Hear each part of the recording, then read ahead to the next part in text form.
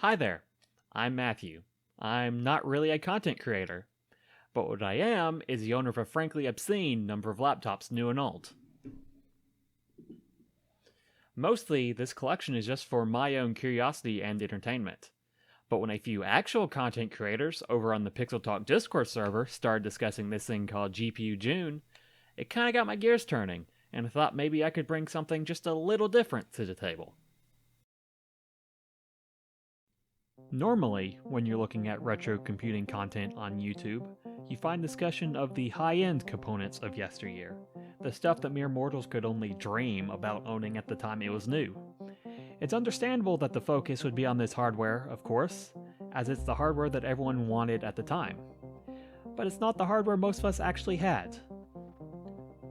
For example, for every one Barnstormer PC you may have seen with a GeForce 8800 GTX, you would see dozens of family machines that were lucky if they had an 8400 GS. And that's ignoring all those people with only a laptop instead. So, why don't we explore that?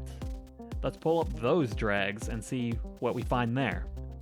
So, welcome to the Battle of the Low End.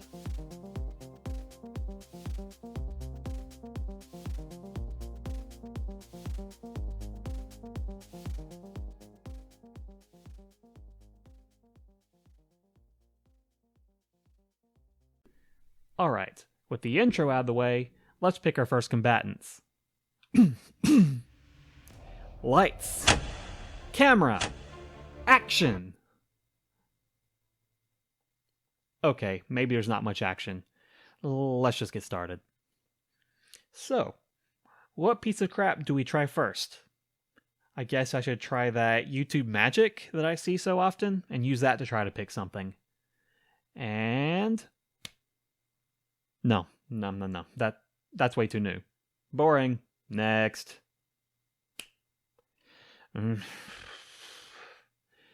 Now is not the time to tell the story of GMA 500 graphics. Maybe another time when I have more liquor in this apartment. One more time. There we go. That'll work. Here we have the Dell Inspiron 630M, a multimedia laptop from long after that term meant anything special. This one currently has a Pentium M 740 processor and 2GB of DDR2 memory, running at 533 MHz in dual channel. But those specs are not why we are here. This is GPU June after all. In that department, we find our GPU embedded deep within the Intel 915 GM chipset. And many of you have probably guessed it by now, and to those of you, congratulations! Or I should probably say condolences, because yes, we are now looking at GMA 900 integrated graphics. So, with this Inspiron, I guess now we've got our gaze set on the ancient times of the year 2005. Let's find it a playdate. And... boom! First try. This machine is a Toshiba Satellite L25. Also from 2005. From the factory, it had a Celeron M inside, but it was upgraded, by yours truly, to a Pentium M 760 and 2GB of memory, this time running at 400 MHz in single channel. What we're interested in, of course, is the GPU. And again, we find that embedded inside the chipset, this time the ATI RC410M. From there, it should be no surprise that an ATI chipset has ATI integrated graphics, the Radeon Express 200M.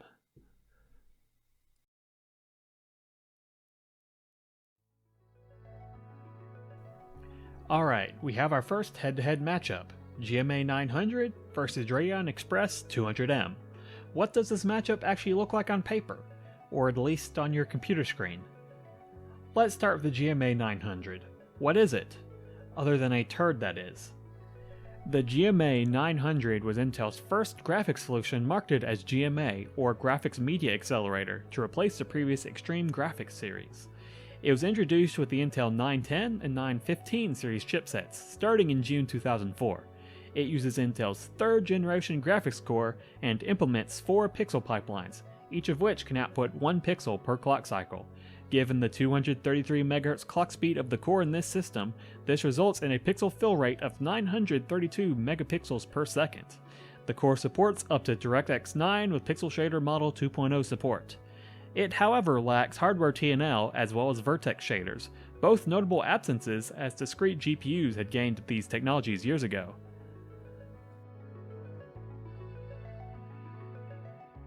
In comparison, the Radeon Express 200M first arrived with the ATI RS and RC 400 series chipsets in November 2004. As a derivative of the Radeon X300, it is based on ATI's R300 architecture.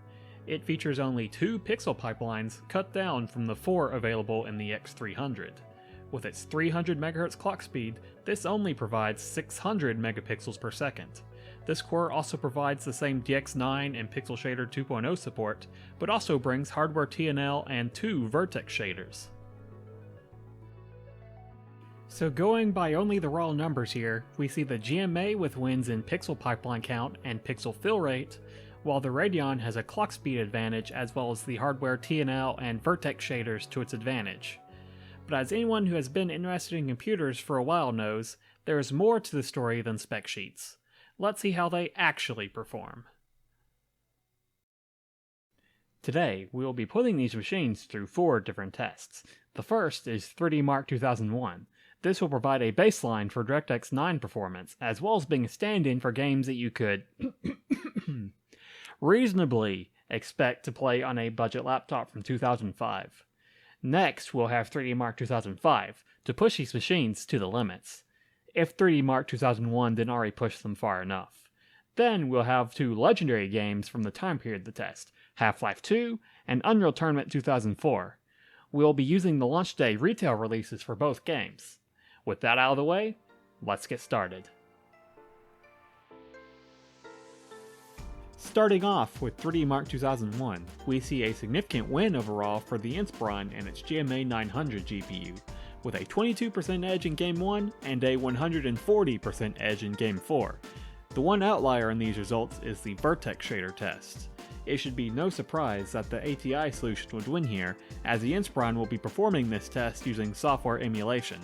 Also of note are the single and multi-texture fill rate tests. The GMA 900 still wins these hands down, but you may notice that the gap is significantly smaller during the multi-texture test. This likely indicates that ATI's R300 architecture is far more efficient at mapping these textures, though still not adequate to make up for this cut-down version's low fill rate. Moving on to 3D Mark 2005, the roles almost completely reverse. Now we see majority wins for the Satellite L25 and its Radeon Express 200M GPU, with game performance nearly double that of the GMA, as well as a 31% win in the pixel shading test. The texture fill rate tests still show clear wins for the GMA, however, at nearly the same ratios as in 3D Mark 2001. This shows that the GMA does in fact have a significant edge in fill rate, even though that does not translate to better performance in contemporary games.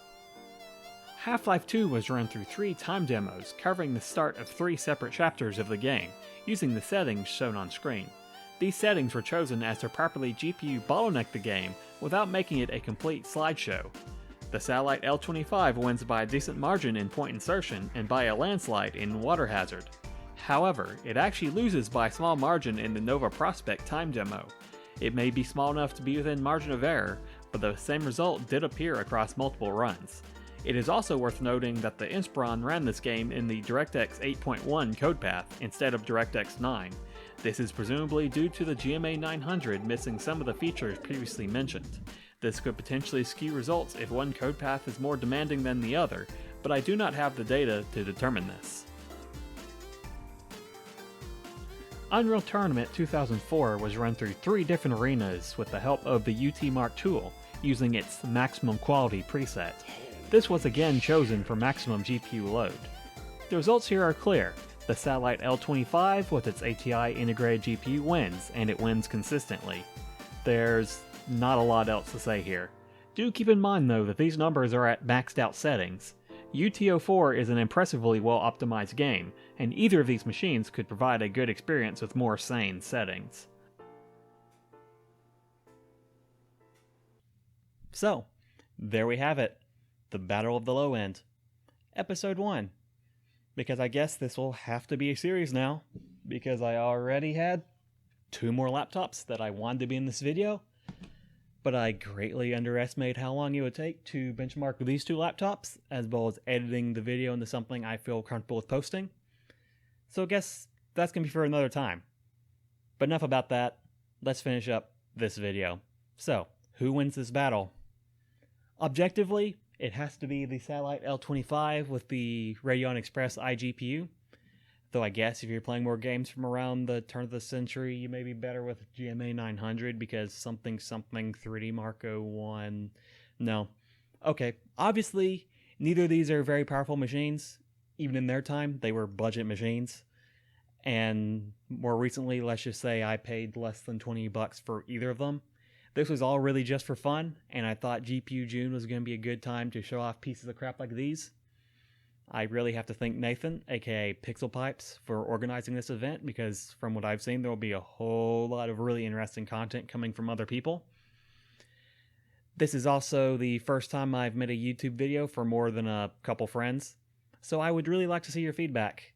Post it in the comments if you think this video was garbage, or if you think I made some awful mistake that I should feel bad about. Or I guess you could bug me about that on Twitter or on the Pixel Talk Discord server. I'll put links for both of those in the video description. But with that, I think that's about it. Thank you for watching.